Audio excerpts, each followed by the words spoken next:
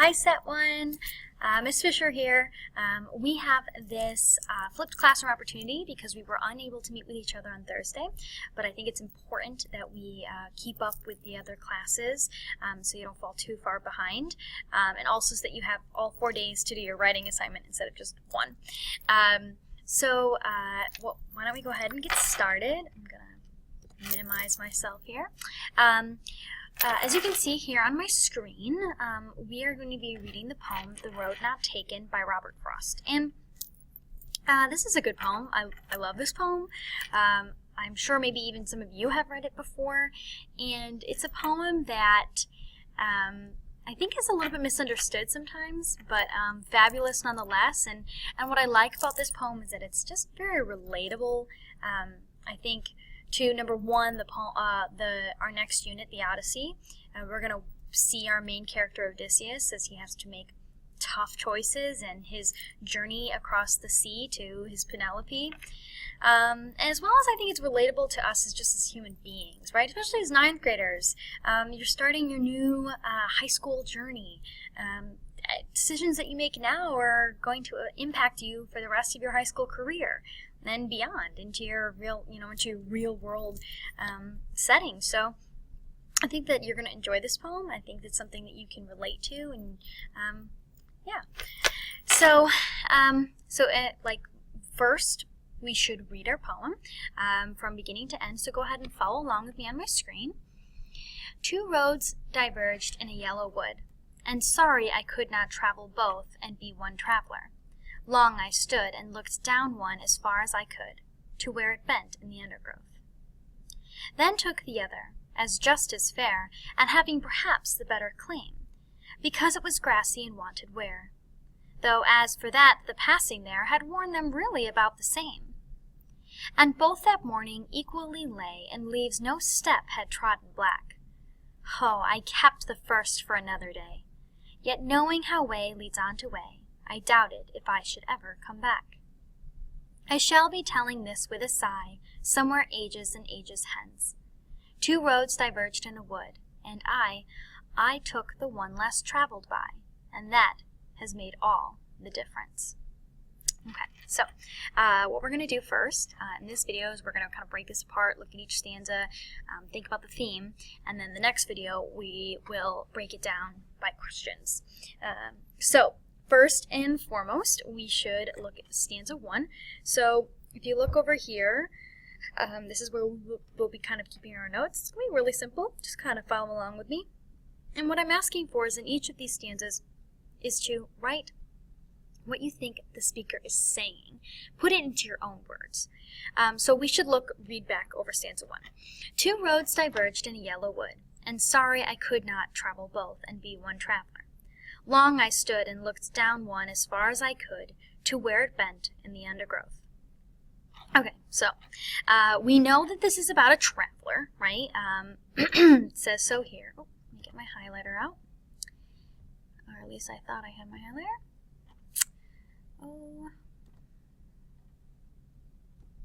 there it goes. All right, so we know it's about a traveler. And we know that this traveler is in a little bit of a pickle because there are 2 roads that diverged in a yellow wood. And yellow indicating that it's fall. So you can just picture this guy. He's come up, he's got a walking stick, he's got his backpack, and he's going up, and it's fall time. The leaves are kind of yellow. And he is sorry he could not travel both. So you know that he is, that he's really thinking long and hard about this. He's wishing that he could go both ways, but he can't. So he stood there for a long time. He said, oh, long I stood. So you know he's contemplating about it. So if I go ahead and add some text here. The traveler comes to a fork in the road and is having a difficult time deciding which road to take. And he's looking down each one, and he's like, I'm going to look down this way, and then I'm going to look down this way, and then I'm going to make my decision. But it's a lot harder, to make that decision because, well, we'll get into why it's harder. Okay, so let's go ahead and move on to our next stanza. Then took the other, as just as fair, and having perhaps the better claim, because it was grassy and wanted wear. And this word is something that we will be asked to define in our questions, but it is something that I want to talk about now so that you can understand the context of the poem. He's looking down one of the, let's just say it's the one to the left. He's looking down the left lane, and he says it looks just as fair as the one on the right, and it perhaps has the better claim. It actually might be the best choice because it's grassy and it's wanted wear, which means it's worn down. It means it's worn down from a lot of people taking it. You know how sometimes even in the middle of the woods there's this pretty grassy little path? That's because so many people have walked on it, it's worn it down to just grass. No trees, no bushes, just this little grassy path. But then the speaker throws you for a loop, because as soon as you think, okay, well, this one looks pretty nice, it's worn, a lot of people take it, it's probably a safe passage, though as for that, the passing there had worn them really about the same. So, I'm a little bit interested here. He says one is worn down, but then he kind of looks at them both and he's like, oh, okay, that one might be a little bit more worn, but they're about the same. So, in our own words, how can we redefine that stanza? Well, I'll tell you. The traveler notices that one path is a little more worn than the other. More people have walked on it. However, he notes that they both look almost equally worn. Good. All right, so the next stanza. And both that morning equally lay, in leaves no step had trodden black. Oh, I kept the first for another day. Yet knowing how way leads on to way, I doubted if I should ever come back.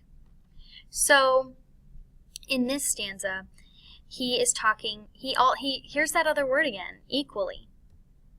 It's a new morning, and you can almost kind of picture it, right?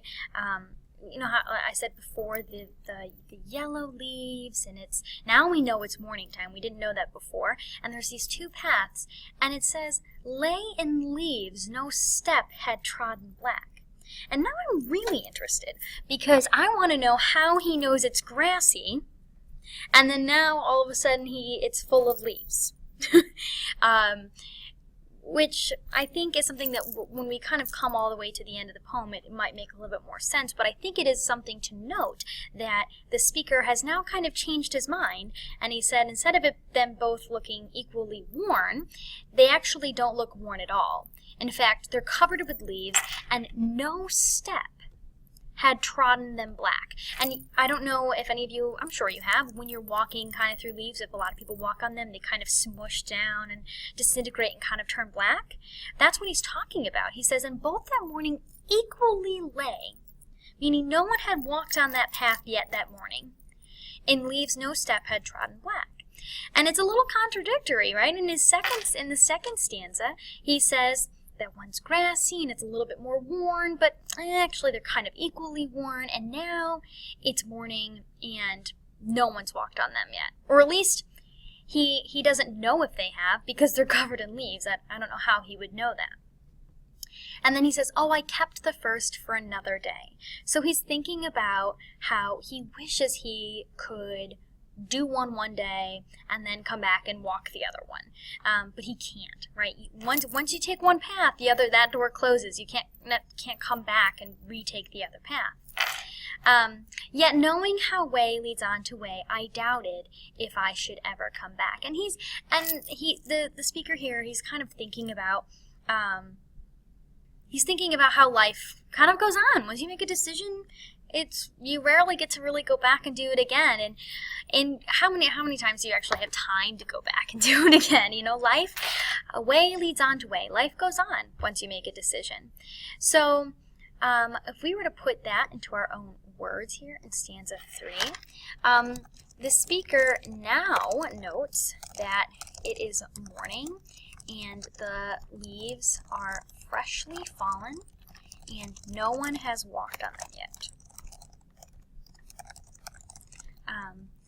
He talks about how he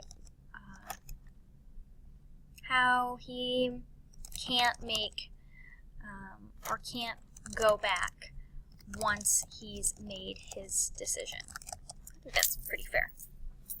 I like it. Okay, so for the last stanza, let's read it again. I shall be telling this with a sigh, somewhere ages and ages hence. 2 roads diverged in a wood, and I took the one less traveled by, and that has made all the difference. Okay, so to me, those first 2 lines of that stanza are like critical to this poem, because it says, I shall be telling this with a sigh, somewhere ages and ages hence. Up until this point, throughout the poem, it's just been the speaker telling us about his life right now, and what the decisions he's having to make currently.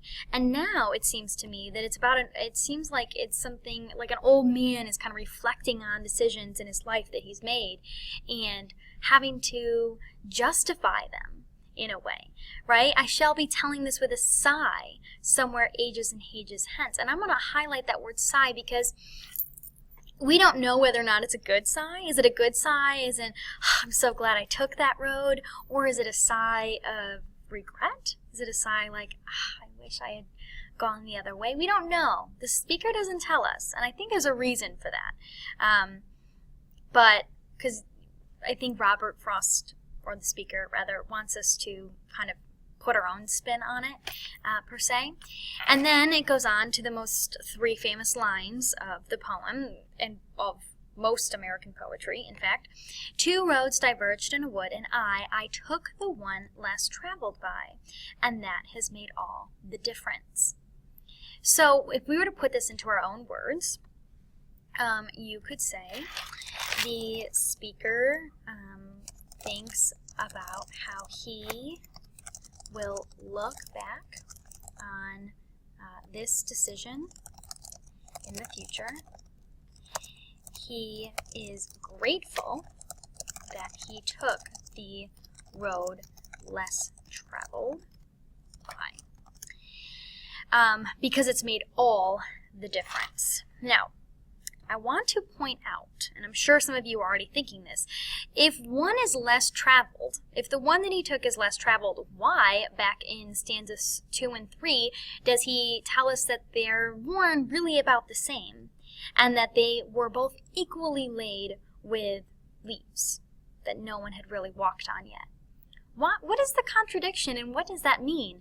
To me, what it means is that Robert Frost, this wonderful American poet, is talking about not only about making life decisions and how you should think long and hard about them before you make them, and how you need to take responsibility for your decisions. I think that is evident throughout the whole poem. But I think that what Robert Frost is also pointing to is that oftentimes human beings, we justify our decisions, and we always want to look back on our decisions as fondly as we can. We rarely will say, oh, yeah, I definitely made the wrong decision there.